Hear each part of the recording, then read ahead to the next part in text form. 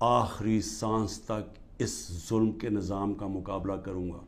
جب تک میرے ملک میں حقیقی آزادی نہیں آئی میں اس کی جد و جہد کروں گا. جو مرضی کر لیں, جیلوں میں ڈالیں, جو مرضی کریں, دھمکیاں دیں. سیکیورٹی میری ساری لے لی ہے. جو میرا سیکیورٹی کا جو چیف تھا کرنل آصف, وہ غائب ہوا ہے. جو گاڑیاں تھیں, جو سیکیورٹی کی 2 گاڑیاں ساتھ جاتی تھیں, ان کو پولیس اٹھا کے لے گئی ہے.